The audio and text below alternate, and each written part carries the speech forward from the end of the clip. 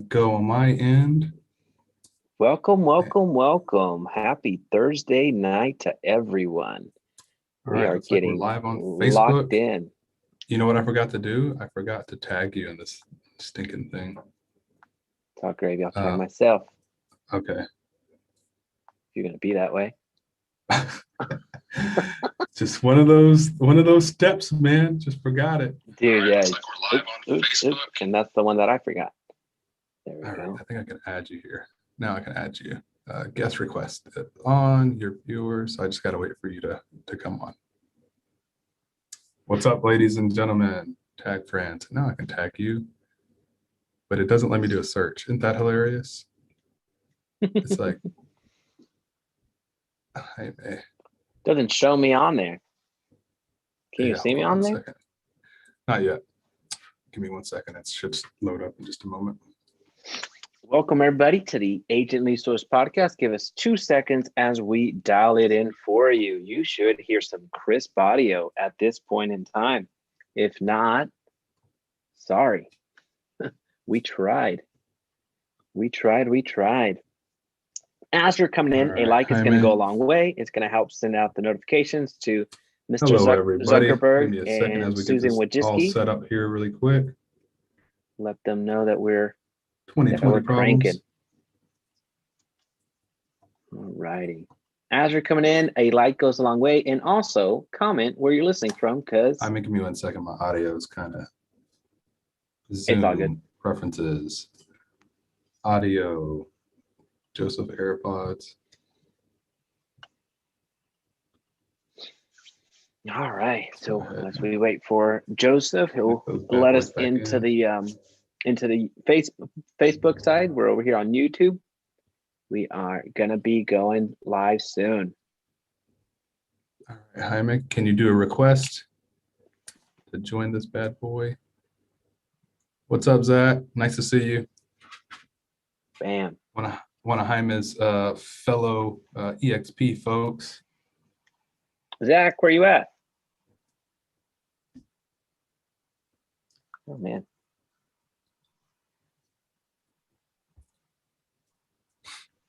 Wait, did you do another live stream? No, it should be the same live stream. If you just go on the new agents and just do a refresh, it should be there. Video is interrupted. Okay.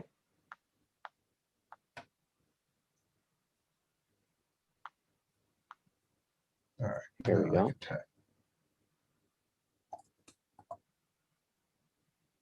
There's Jaime's name.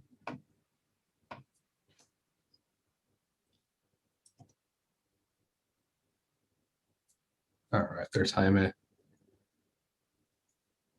All right, I think we got this thing rolling now.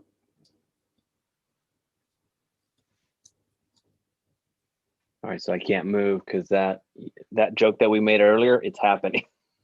Oh, about the phone being in a certain place. Yeah. Stop, Joseph. We're trying to stay monetized. Did you know? Did I forward you that email? Apple is opening up memberships for podcasts. Oh, really? Oh, you know how YouTube has memberships? Yeah. Oh, so we're about to get paid, son. Oh, big dollars. Yeah. Hey, I don't see you on my. It should be coming back up. It should be coming back up. It just kicked off for a second. Okay. All righty. So thanks for joining. You appeared as Jaime. Return to watching. Share. Yeah. Return to watching. Okay, I'm gonna watch again. Then I'm gonna. Folks, if this is your subtle way of replacing me, Joseph, I'm not okay with this. You're gonna have to buy me out.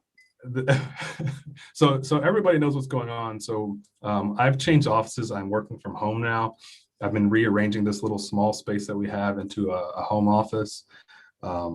Again, for those of you who know us, you know that we just had a new baby. He is officially 18 days old. And so that's why this whole situation with live and all that fun stuff is happening right now. So please excuse me, not necessarily Jaime, as we get this all rocking and rolling. But the good news is I'm closer to my coffee, so I can go get a coffee whenever I want. All right, let's see if this works.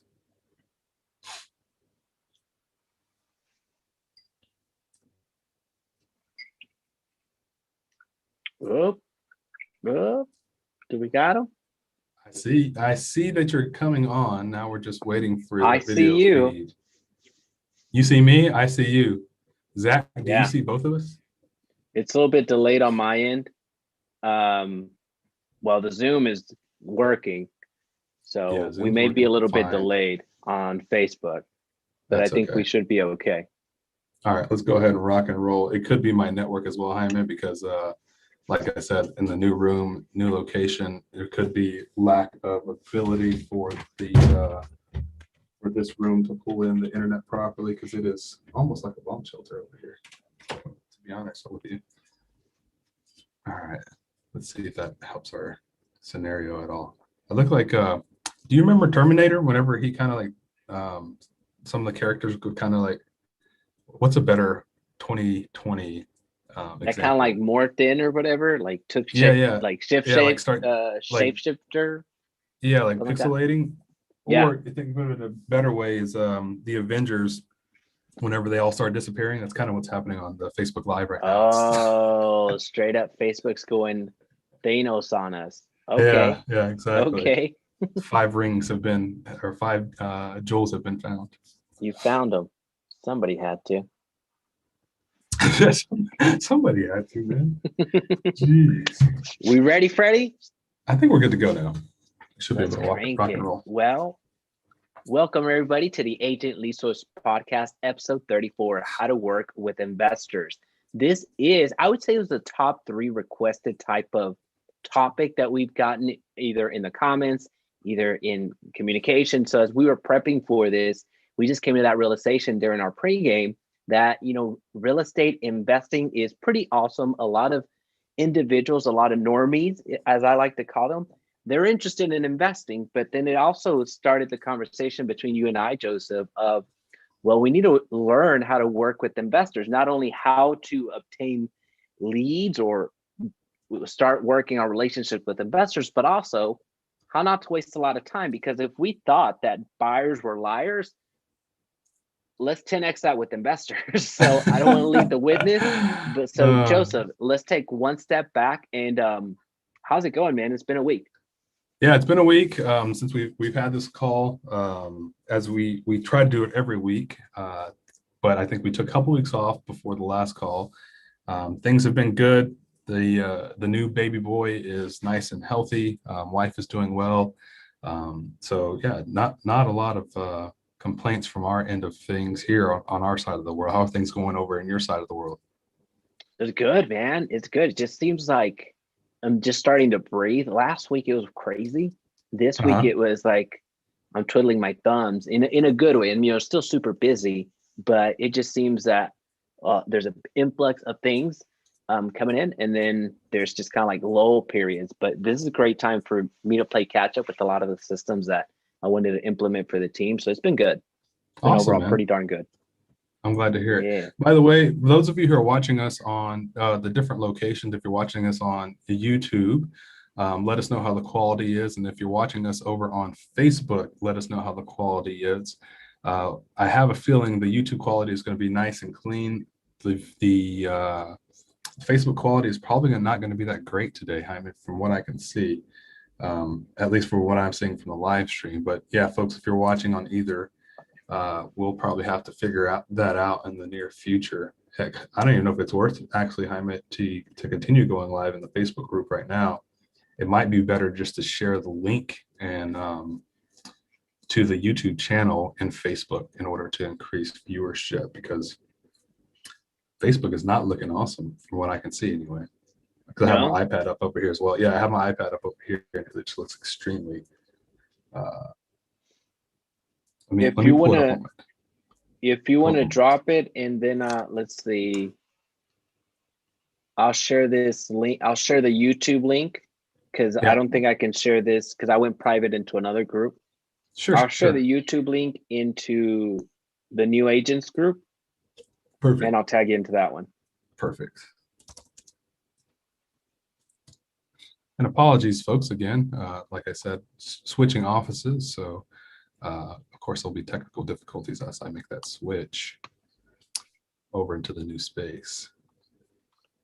So let me pull up. Actually, Jaime, we should be fine. I'm looking at it here on my iMac. It seems to be clearer now. Yeah. Yeah, it should be fine now. It Okay. must have been just like a lag time of getting everything set up properly. So not exactly sure what that's all about, but we'll continue rocking and rolling. Awesome. Awesome. Well, as we figure this out, I think we will at some point.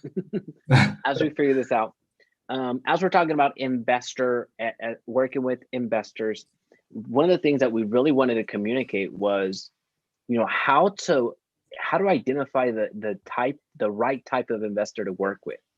And you and I had a little bit of a laugh as we were talking about when we got into the industry. At least personally, whenever I would have conversations with investors, I was pretty much cashing the commission checks right then and there. I was so excited that somebody was going to use me to help them buy their next 10 houses, even though they've never invested in one. But I was going to be the guy. So unfortunately, even though they've never invested in a single they've one, never bought one, but I was going to be the first one to get them 10. Oh my gosh. HGTV just really brought a lot of investors in it. So if you bought a house, you're calling yourself an investor. And that's what the dangers of HGTV were for a lot of people that wanted to get into investing. There's nothing wrong with getting into investing. I have investment properties. You have investment properties. But the issue that it manifests for us as real estate agents is, well, how do we identify the pretenders from the actual people that are going to help us in that we're going to be able to help? So one of the biggest that story would take way too long for me to share it, but one of the biggest eye openers for me was really I would say about the sixth, seventh, and eighth investor that I was actively searching for, sending properties with.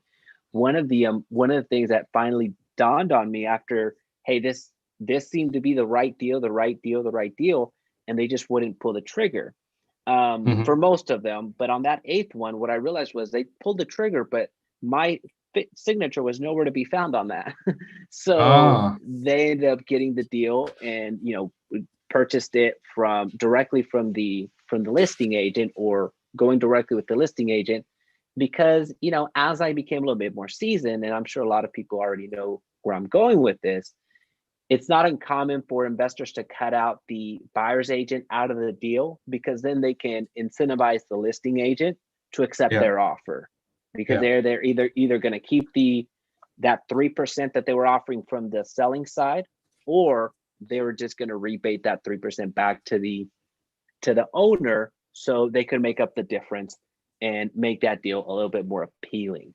So that was really the eye opener for me on, I clearly knew that buyers were liars, but with investors, it just turned out to be a different animal. That's a blow to the ego too, right? Like, because you're like, okay, I'm gonna clear this deal. I'm gonna make X amount of dollars. I just helped this person. I helped this group of people. Money is gonna be nice. Everything's gonna be fantastic. And then lo and behold, you get to the closing table, or quote unquote closing table, and the money that you were expecting is it's not there, right? And so like you said, it's not very uncommon, but I think a lot of people may think that's something that can't happen to them. So I guess one question to ask, Jaime, right, as you've gone through that experience for yourself, what is one way for people to mitigate that, right? To mitigate that risk of worrying about an investor doing that to them, or I don't know if we want to call the investor doing that to them, keep themselves from allowing the investor to do that. Personally, with the investors that I actually did want to work with, or I felt that I was taking more of a risk on them not working with me, it's harder to execute, but those I would actually ask them for that buyer rep agreement with those individuals, because they tend to treat it more as a business. Although I didn't use a buyer rep agreements for my buyers. I just didn't. I was more on the some of it was me being naive. Some of it was me being, well, even if you bought with somebody else, chances are that I wasn't going to enforce it anyway. And that's Yeah. just very few people ever do. But from the investor side, they treat it more like a business. So they actually have they see it more like, well, this person could execute that against me or force that against me. So it did weed out a lot of people that I'm sure that they probably were legitimate, but it at least got me the people that were either, if they were trying to get into the investing world, it got them to think twice. So Got it. that's what I did. I understand that limits me severely because not a lot of investors are willing to do that. But I knew Yeah. that going in. Yeah, well, I mean, again, right? It's all about legitimizing everyone, right? Just like you're legitimizing your buyer, just like you're legitimizing your sellers, you want to be able to legitimize the investor as well, right? And hey, how do I do that? Those of you who are watching, let us know. Have you worked with investors before? What was your experience? Did you enjoy working with investors? Do you continue to work with investors, or will you never go back into working with investors? I think we'd all like to know your experiences as well, right? Not just our experiences. Hyman, whenever we were speaking earlier before the call, I was telling you about my experience, not necessarily with investors, but with a family connection that I have with a large builder, a nationwide builder, and how that relationship really benefited me as far as at least giving myself some name recognition out in the world. And I guess we'll call them a developer, not necessarily a builder, right? And, you know, it allowed me to talk to a lot of people about the development side, the investment side of things. And what I found was there's a small niche of people that are out there that you can go have lunch with that are the real money makers. And what I want to say about that is a lot of people see the builders as money makers. Yes, they make a lot of money, but they're not the ones that actually control everything that happens in the neighborhood. The one who controls everything in the neighborhood is actually the development company, right? Or the management of the development company. And so what I would say to you is, yeah, you should have builder relationships if you're a real estate agent, especially just starting out. It should be where you start. But there's a whole nother layer above that. And it's finding people who have the money that are looking for land. Now, some of them already have people that are out there looking for land for them, but that doesn't mean that they won't take somebody else who knows the area already. That doesn't mean you can't set up an appointment and say, hey, I'll just throw a random name. Hey, James, I know you work with whatever company as a developer. I would love to go out and be a land scout for you and find some land, and start having some of these conversations for you. What areas are you looking at? Because what you're doing is you're talking with people, again, that for a fact have the money, right? They have been developing land. They have been developing neighborhoods already. And so all you're doing is saying, hey, let me go do this, basically problem solve and find these properties for you, quote unquote, land for you. That might be something that you're interested in. And then from there, they'll cut you a check once they close on that land, as you're the representative for finding that deal, right? That contract for them. Yeah. Yeah, no, and I mean that's one key way to turn the one-to-one approach to a one-to-many. So that's a huge appeal. That's a huge appeal from being able to leverage your relationship, that it really manifests itself into something larger. So that's huge. And what people often forget is that type of relationship, it seems more intimidating because they have a bit more control over different properties that you can benefit from and different assets as opposed to any other individual, but they're people at the end of the day. At the end of the day, a lot of the deals are struck based off of a relationship. It's not even based off of the financials. At some point, those do come up, what's going to be best financially for both parties, but it all starts with one relationship. That's how you get access to one home. That's how you get access to 1,000 homes. It really is that simple. Yeah, I think a lot of people make it hard, right? Like, I think they go into these. Well, I'll say this. One of the hardest things for most of us to do, including myself at times, is to sit down and just do the research on how to accomplish something, right? So it's like, okay, I want to go work with this builder. I want to go work with this developer. I want to go work with this neighborhood. How do I start? And so people stop at that question. They don't even try to answer it. It's like, how do I get started? Oh, it's too difficult of a question to answer. Versus let me go ahead and jump online and do a little bit of research. Okay, that seems really difficult, but I think it's still doable. And most people stop there, right? So like you have these levels of difficulty, but at the end of the day, you have to remember, just like Jaime said, everybody is a person, whether they have an ego, no ego, whatever the case is, they're still a human being. There is something that you can say or do that can appeal to them to make them want to work with you. And you just have to understand what that thing is once you meet them. And I think that's one part of real estate is that is not discussed a lot in detail whenever we talk about looking at these investors and looking at deals. Is there's a human factor to every transaction, and you have to be almost like water, if you will, to be able to get into these relationships with the right people. Yeah. And I'm not talking about Will Smith or Jada Smith relationships. I'm talking about just conversations with people. Why not? And no entanglements here. But you just have to understand, like, okay, so and so really likes to smoke cigars, so I'm going to meet with so and so, and first thing I'm going to talk about is like, hey, I heard you're a big cigar fan, or they like some type of alcohol, or they like talking, they go to a certain church, or they go like certain music or whatever have you. Just know your people inside out, so that whenever you go to meet with them, you have something to start the conversation and something to relate to them with. And we're talking about, these developers, these investors, if they have the money, these are higher level money people. And some of them may not, but some of them may be blue collar guys that built their business from the ground up, and now they're worth $3 million. And they just need some properties to offload some money. So you just got to know who you're talking to. Yeah. So one quick reset. If you're listening to us on Apple Podcast, the Agent Lead Source Podcast, a 5-star review goes a long way. This is episode 34, How to Work with Investors. So if you're listening to us on the podcast, and that a 5-star review would go a long way. Now, if you're here live, we do these on Thursday nights. So a like is going to go a long way here, because it's going to activate the algorithm. So Mark Zuckerberg and Susan Wojcicki will get super excited that we're bringing home traffic. So thank you so much for being here.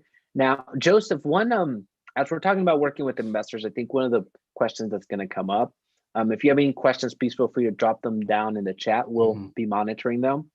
One of the questions that I know will come up is, well, how do I find investors? And I'll give you one very practical way that a lot of people, as soon as they hear it, they're like, oh, why didn't I think of that? So there's I'll just give one example, and which leads into the practical. So there was a property out in Bishop Arch, which is one of the very trendy areas here in Dallas, that property prices have gone stupid high, just like many markets out there. But this home was a probate sale. The family was fantastic to work with in the situation, because for those, probate typically involves a death. Actually 99% of the time it involves a death. With that situation happened, that home just had not been, it was, it's old. There really wasn't any updates or anything like that. So I knew that this was going to be more of a candidate for an investor, because it really wasn't going to pass much of it just wasn't going to pass an inspection by any stretch of the imagination. So what we ended up doing was, I ended up searching in that area for people that have been buying properties. So I looked for essentially LLCs, and then I also looked, am I still on Facebook? I might have lost. It looked like it lost feed there. I see myself. It's one of those days, Joseph. Well, those of you who are on Facebook, let us know if you can see me or if you can see Jaime, one or the other. It may have just totally cut out on my end, Jaime. Like I was saying, I think my network is totally from this. Well, I got a call. I was looking at a call, so that could have been it as well. I just sent the request back over. Got it. Okay. We'll wait for you to come back in here. All right, so I sent the request. 2021 starting off like a rocket ship. It's crazy. It's already almost May. Dude, some people's kids are about to be out of school. Yeah. Think about that. Your nieces and nephews are about to be chilling. Yeah, no joke.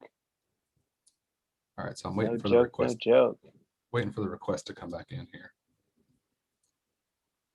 There All we right, let go. me know if it got there. All right, looks like I got it. You know, the interesting thing about it, looks like you're coming back on. Interesting thing about it is like my quality jumped up. I don't know if it's because it's just one person or what the deal is, but my quality jumped up tremendously just now. Dang. How this all works. All right, Who knows so how the are we back?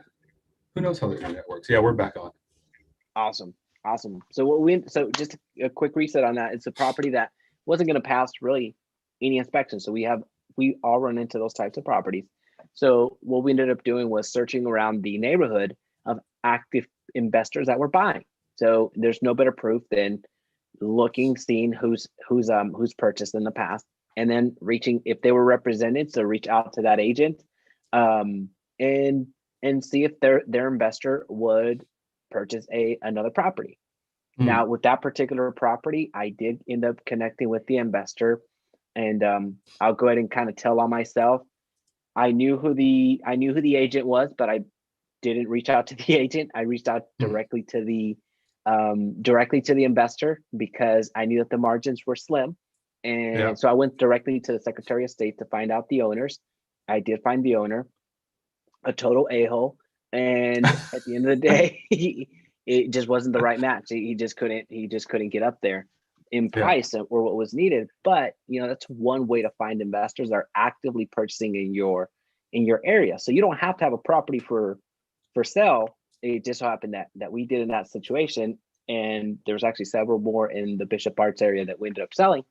But you can certainly do that search right now on the MLS and start working with investors, reaching out to them individually, and see how you can be of service. Yeah, I think there's a couple ways to play this, which is, by the way, that's a great tip on finding investors. Here's another, as we talk about this is not my realm, but as we talk about these things, ideas come to my mind, right? And that's just the way my brain works. So, and I'm all about free. Like, how can I find these investors for free? One, and two, how can I find the sellers for free? Two. So, what you do, there are a couple of options on how to do the strategy. Number one is to post in Facebook groups. That's one of my favorite things to do. Also, to post in Marketplace, right? And you can post it under houses for sale or whatever have you. You choose how you want to do this. But essentially, you're going to say, hey, is there anybody that has to sell their house in 2021 or needs to sell their house in 2021? I think I can get you a solid offer. Let people comment. What's going to happen is there's probably going to be some realtors that message them and try to steal that person from you. That's just because realtors, they're really awesome. Love you all. I'm glad this is a real estate podcast.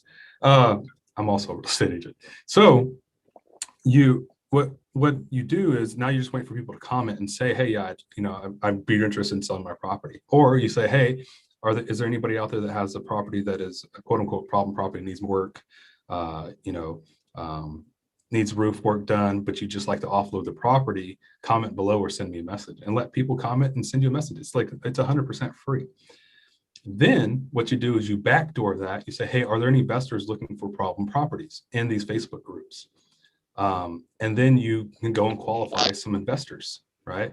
And you can even take a step further. It says, hey, are there any investors interested in problem properties? I may have a property for you available. And then you go with that investor, as Jaime said, you get them to sign a buyer's rep agreement. Go with that investor to look at that property with that person after you schedule everything with the actual homeowner of that property.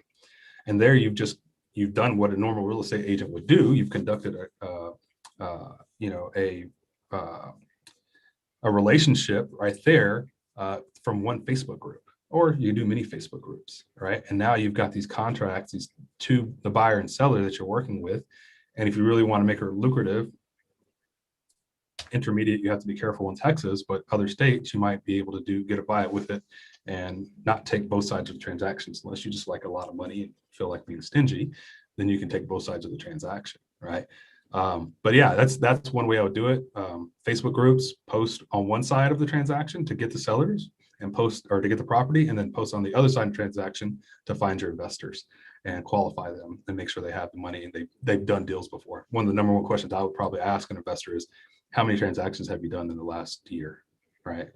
so that you know that they're a good investor. So that's one way I 100%. would look at it. By the way, your Uh, camera, I think, just went off on. Okay. 100%. No, that's such a great tip. And notice how we're leveraging social media along the way.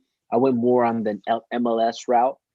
Joseph went down the social media route, and they can be used in tandem. This isn't a or situation. This isn't Right. and. We're looking at different ways to find leads, different ways to find investors to work with. So it just so happens that in our market right now, the deal is the most scarce thing out there. Yeah. Money is plentiful. So if you're looking to work at the investors now, if you have the property, you control the relationship, period, point blank. So right now, as it sits today in the market that we're in, if you have the property, if you have the deal, you're going to control the relationship. Any relationship, because money is cheap and there's going to be investors aplenty. You know, when the market turns, then it's going to look a little bit different. Then the opportunities are going to be plenty, but you're not going to be able to source the money. So it's just real estate. So just be aware of where you are in the cycle, because it's important. Yeah, I think a lot of people, you know, here's one of the interesting things. And of course, every market is different, right? So one of the interesting things that we've been doing, we've been testing these different markets for seller lead generation, right? Because we're getting ready to ramp up our whole referral program. And so one of the complaints actually the main complaint that every real estate agent has right now is there are no homes for sale. Can't find a seller to save my life. I'm going to go through a couple campaigns that we're running right now to give you some numbers, Jaime. Yeah. And the most money that we've spent in one market right now looks like $95. Okay. And in that market, this person's leads, looks like I might get that number, but I'll just go through the numbers really quick. So 27 seller leads, 38, 10, 20, 10, 9, 7, 4, 62 link clicks, which probably resulted in probably about 15 leads, two leads. These are just started in the last 24 hours, and 41 link clicks, which probably resulted in about 10 seller leads. So my point there is, like, a lot of people are complaining that there are no listings. I don't think it's that there's no listings. I think there are a lot of people who don't understand how to go find sellers, right? And so not only sellers, find distressed sellers, right? So one thing that we might want to talk about in order to find the investors and find the good investors to work with is, how do we find these distressed properties? And so you need to understand how to, just like any ads we've run in the past, or any marketplace stuff, or any Facebook stuff we've done in the past, is understanding what draws a person in. What's that attraction, right? A law of attraction. Hey, do you have a problem property that you need to sell, but want to sell it at top dollar, right? Well, top dollar can mean a different thing to every person, right? Like, hey, you need to get this roof fixed. You need your HVAC fixed. Here's what top dollar is for that particular property. And so every property also has a top dollar number. I have an investor that might be interested in that property. So you run a Facebook ad that is, hey, do you have a problem property or an empty property that you need to sell? And I'm not going to go into all the details of the Facebook ad, but something to that effect. Here's a way to find investors interested in your property. You send them over a one-page PDF on how to find investors, but then you reach out to them and you become the person that finds the investors for them, right?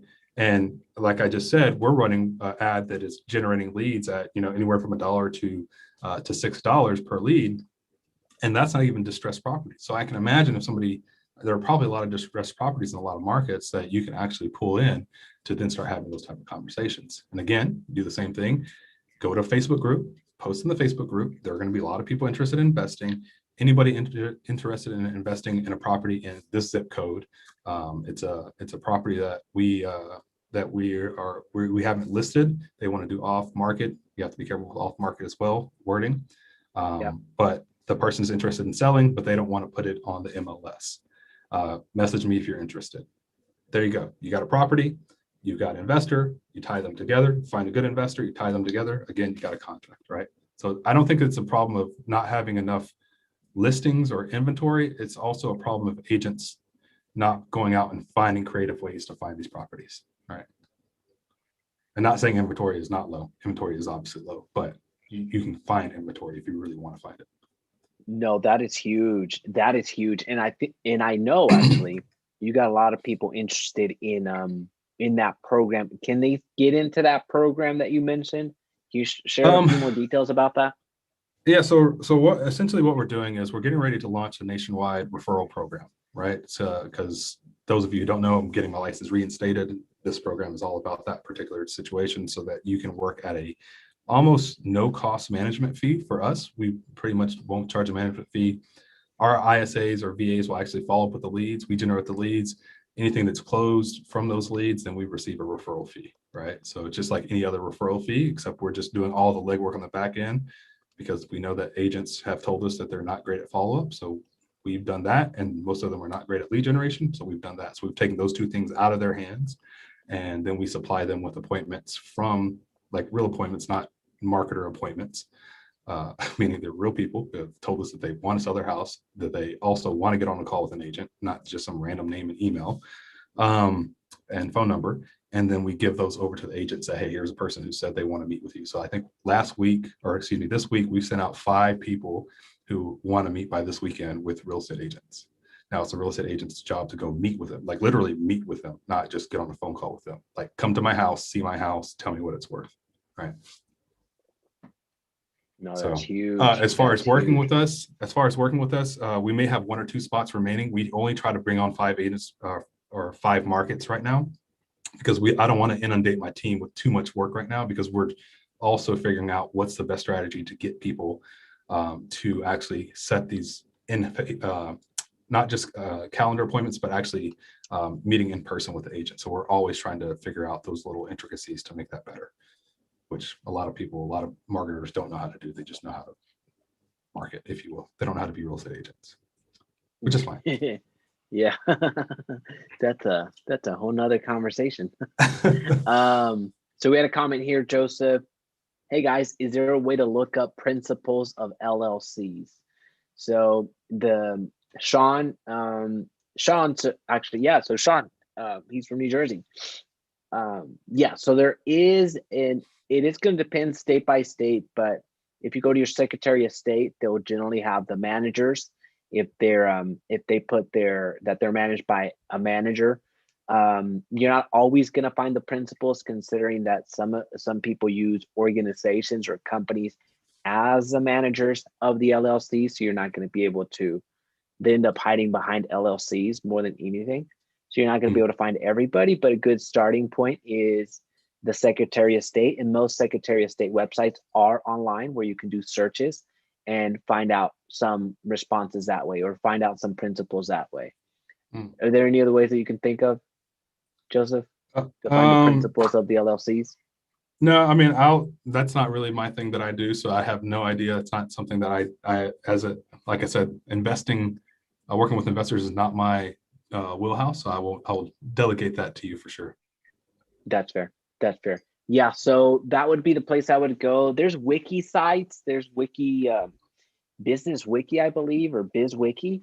There's several sites like that, but they all get their information from the Secretary of State if it's there. So there's really no other place. So, and I'm very familiar with LLCs because I've created way more than I would care to share here. In fact, I created one Wednesday. I'm still waiting for my for the approval on it, but yeah, that's generally where you find them. Great question, Sean. Awesome. Now, as far as because we've been talking about how to get leads, we've talked about how to source deals, as you mentioned. Those are very powerful. If you're going to be serious about working with investors, which a lot of you are, vetting them out is very, very important, but also understanding that some investors are not all going to be cash buyers. Right now, it seems like everybody is floating in cash, and to a certain extent, that is true. But there's going to be some investors that are going to work it, and you need to have an understanding of the different types of loans.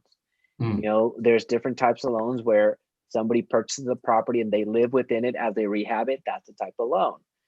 Things like something K. I know it ends with the K, and I should know that, but it's something 01K. I should have I should have done my homework prior. But there are certain types of loans that you need to be aware of before, as I shouldn't say before, as you're working with investors, because there's so many different ways that you're gonna want to skin the cat.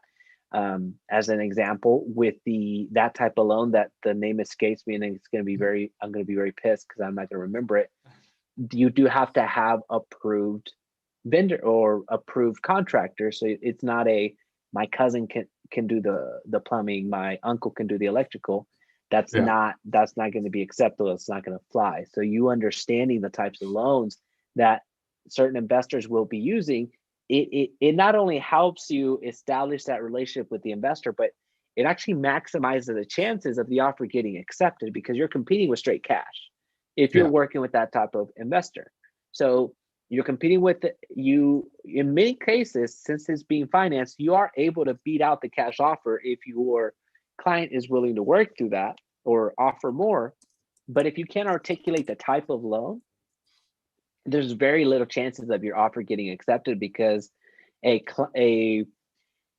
real estate agent that cannot articulate the loan or what's happening with this type of loan to their client, they'd much rather accept $5,000 less, or I shouldn't say they accept it, because technically they don't accept anything, but as opposed to them having to learn and dig in and understand the loan, they'd much rather lean on the cash and really, well, here's the cash over here. Yeah, it's 5,000 more over here, but look, there's cash. So we know that listing agents, they sway the conversation. So they're the advisors for a reason.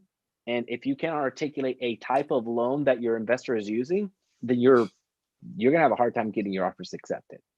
I think that's really important, right? Like, again, me not being the agent who would work with investors immediately, that you definitely need to know, though, right? Like, if it were me going into it, and just what Jaime said, like, hey, Joseph, I think it'd be a good idea to go work with investors.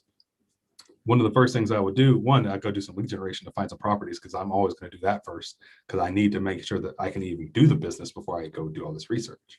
Once I've done the research, then the next thing I'm going to do is I'm going to go study the crap out of the different types of loans, even if it's just 2 or 3 paragraphs to get me started to understand what those loans are. Then once I have these deals running, I can dive deeper into the actual type of loans, right?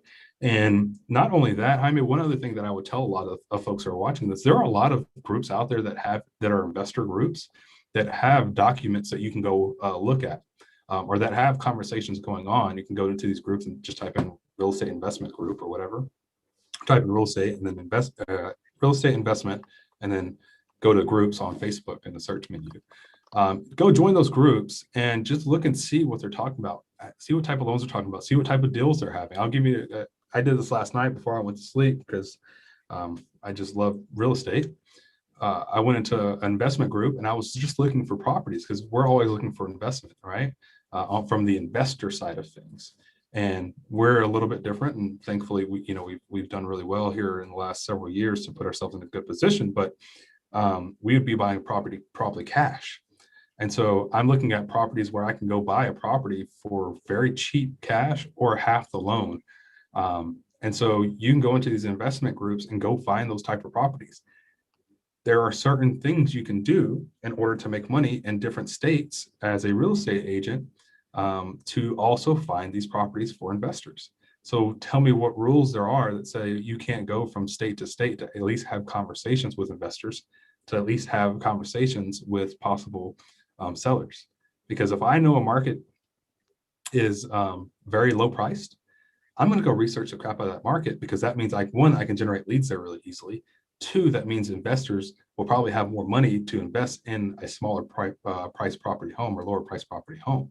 So what I'm telling you as an agent is there are ways to get referral fees on investment properties across the entire United States, if you know what you're doing. So the whole purpose of me going to those groups yesterday was like, okay, here's a guy who told me that he's bought 18 units in one particular town in the United States.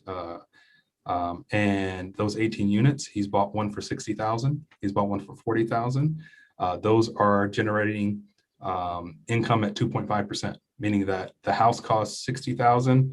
the amount that he pays per month is, if we call it $400 per month or $500 per month for the rent, that means instead of doing 1-to-1, meaning that he's getting rents of $500 to match his loan payment or mortgage payment, he's actually doing 1.5, 2.5, or 3% higher than what that would be, meaning that he's cash flowing an extra $200, $300, $400 easily and taking that home, right? Or even more than that. Sometimes in that case, the mortgage is 500, he's getting 1,000, so he's cash flowing $400 to $500, right? So if I'm a real estate agent, I'm like, okay, where's the city? Where's the state? Can I go find other people who are interested in selling? Can I go find investors who are interested in buying these properties? And then I marry those and I get paid on that contract. Even if the contract is only going to be a couple $1,000, all I'm doing is just having conversations and connecting people, right? So there again, as we talk about this podcast and learning how to make money and doing it through real estate, there are just little small things that people don't think about in order to increase their situation in real estate financially. And that's one of the ways to do it very, very easily and also for free. 100%, 100%. And something as you were speaking through that, Joseph, it really highlights a point that I completely overlooked was understanding the lingo, talking the lingo. And there's several things there that if you haven't been speaking with investors all that often, a lot of the words that you mentioned, not a lot, several of the words that you mentioned, it's foreign, it's new, and that's okay. But just understanding the lingo is going to prepare you to have these types of conversations and be able to be that connector, as you were mentioning, in different markets. So it's a huge opportunity for you just from the preparation standpoint. Now, I know I started the podcast a little bit harsh in just completely bashing the topic that we were talking about of investors, because I do think that there's a lot of them that are silly, but it's a good opportunity for those that when you're working with the right type of investor, it's a huge opportunity. And actually, Sean, as we were going through it, Sean kind of came in and it's 203 loan. 203 loan. So 203, 203K loan. 203K. Okay. 203K. There's a 203B. There's a 203B as well. That's why I was wondering. I didn't know which one you were speaking of. Yeah. So it's 203K where you purchase the property, you're living in it, and you're rehabbing it along the way. Yeah, so the 203B, I guess they're a little bit different. It says it provides money for the purchase and the renovation of the home at the same time. So I guess in this particular one, you may not have to live in it. And I think it's also through HUD, right? So slightly different, but basically you get money to purchase the home and you get money to renovate the home without having to live in the home. You may have to do some research to correct me. I may be wrong on that. I'm not a lawyer. I'm also not an investor from that perspective of things. But yeah, 203B, 203K, probably good things to know so that whenever you're talking to these investors, you can say, hey, what type of loan do you plan on getting for this? Or are you doing cash? Yeah. So investors, again, it's an opportunity if you decide to pursue it. Just doing your research and doing a little bit more brushing up on investor talk, because investor talk for residential is completely different than investor talk for commercial. It's miles apart. So understanding both of those is going to help you in having that conversation. Now, one tip that I really, and this is more on the listing side, that I really want to give those people is the agents that do take on those properties that you may not sell to the general public, if you will, because they're not going to qualify for certain types of loans. One tip that I can give you is when you're getting these offers, understand who is purchasing the property. So understanding and identifying, is this a wholesaler? I really don't have, I don't have anything bad to say about wholesalers, but that's just not the best. You're basically doing a double sell if you accept a offer from a wholesaler, where they're going to go turn around and try to do get that under contract. So that's basically what wholesaling is. So understand who is attempting to purchase a property that you're listing, because there's been times where I guess I'm telling on myself again here, but we've accepted offers from wholesalers where the wholesaler just flat out lied. Like, Yeah. no, we're not going to flip the contract. They're going to purchase and rehab themselves. Well, I am subscribed to basically, I was at the time, I was subscribed to so many different websites, and lo and behold, there's a brand new deal. They're trying to flip it and all that fun stuff. So yeah, they straight up lied. At the end of the day, they didn't end up purchasing it. They had done their math all wrong. That offered way more than we thought it was even possible, but it was just inexperience from their part and just straight up lying to get under contract. So understand who's purchasing your property, or not your property, your client's property, is a huge advantage, because you do not want to put your clients in a situation that you could have avoided. Correct. Yeah. And again, like Jaime said, there's nothing wrong with wholesaling. It's just understanding. Like, ask, hey, are you planning on wholesaling this property? Just tell me the truth up front, so we're not waiting on your offer. You might get the deal, you might not, but there's no reason to hold the property hostage and us believing that you're going to get this deal, right? So just let me know up front. And that's, I think, one of the things to discuss as well, Jaime, is a lot of people are, and I've said this in other conversations, a lot of people are afraid to communicate like real hard questions. It's a hard question. It's like, hey, just don't lie to me. Tell me that you're planning on wholesaling the property. Not a big deal. The property will be available if you try to buy it, if it's available. If it's not, it's not. Like, there's no ifs, ands, or buts about it. But if you don't have the money to buy it, you can't prove that you have the money to buy it, and you're not putting a true offer in from your side, that's okay, right? Like, we're just not going to hold the property for you. It's like, think about it this way. Let's think about it like small beans, if you will. It's like, hey, I'm selling a MacBook, or let's say iPad. I'm selling an iPad. I go to Facebook Marketplace, I post my iPad on there, and I get one strong offer, it seems like. But this guy is actually not trying to buy my iPad. What he's doing is he's trying to hold the iPad to resell the iPad. So he's reposting the iPad in Facebook Marketplace, right? Instead of just telling me that, he's doing that. So it's like, hey, I just saw you're listing for an iPad as well for $100 more. You offered me $200 less than I was buying. If you would just told me that, you could just buy the iPad for $100, or the $200, and then you're still going to bank $100 on this because I know it's a good deal. Like, just don't waste my time, right? Just tell me the truth so we can move forward. And, I had locked my iPad into sold because I thought this guy was trying to buy it right then, but he didn't. So it's the same thing as like talking to a wholesaler, right? So just think about 100%. it from small beans, but you're working with, $200,000, $300,000, $400,000, $600,000 properties. Yeah. Don't be afraid to ask those questions, because those are relevant.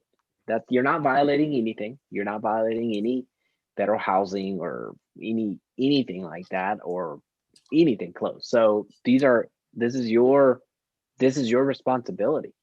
Yeah, it's your fiduciary responsibility to your client, right? 100%. So don't get it twisted, and always remember that you're working with, most of the time, the largest financial asset, or the largest asset on the face of this planet for individual owners. So don't get it twisted. Just understand what you're working with, because this isn't just any other thing. We're not selling cars here. Yeah. And even cars are still a huge deal, but we're operating in a different space. So don't ever forget that. Yeah, for sure. Well, Joseph, awesome. We are getting close to the end of our podcast today. So a huge reminder, as everybody that's listening on the Apple Store or wherever you're listening to the podcast, a 5-star rating is going to go a long way. Really do appreciate you, everyone that's been hanging out with us live. A like and a comment is going to really help us in the algorithm as well. And I cut you off, Joseph. What were you saying? Oh, no, I was just saying, I think we've given people a lot of ideas to think about, right, moving forward. A lot of things to have discussions about in order to increase their situation as far as investors and those relationships, and understanding how to find investors that have money. Yeah. So as far as I guess we're getting ready for the dismount. I guess my dismount would be, don't shy away from investors. At least understand them. At least understand them. You may not ever work with an investor a day in your life, and that's okay. There's plenty of business around, but just understand how that works, because there might be situations where investors are going to be the right answer. There really is. There's individuals that go to bankruptcy, and that, I wouldn't say needlessly, but there's some individuals that go into bankruptcy, foreclosure, and all that stuff where an investor could have stepped in and really helped out. It's not I don't have anything against investors. I don't think that I don't think they're as demonized as a lot of individuals see or feel that they are, because, oh no, you're just trying to lowball me. Well, it's either here or the county sheriff's is gonna come by, and they're gonna have 24 minutes to put your stuff out in the sidewalk, and after that it's free game. Your choice. So nothing against investors. At least understand where they're coming from, how you can work together. That would be my dismount. Joseph, what do you think? Yeah, no, I think, I like you said, I think a lot of people will try to demonize investors, but reality is, again, a lot of the case, they're just coming in and they're doing, one, what they would do for their own family, which is try to find a good deal. That's what anybody would do. Two, they're also in a lot of situations helping the seller who may be in a bad situation get out of that situation. Whether the seller wants to sell for what they think their property is worth or not, it's better, like you said, than them getting nothing out of the deal, right? So again, just knowing that, make yourself knowledgeable of the situation. If you can make yourself knowledgeable of the situation, that usually puts you in a lot better position, and then learn how to communicate with these particular segments of the real estate industry, these folks in this segment of the real estate industry. 100%. Folks, it's been fun. Thank you for joining us at the Agent Lead Source podcast. Again, a 5-star review is going to go a long way. This has been episode 34, How to Work with Real Estate Investors, and we'll catch you again next week.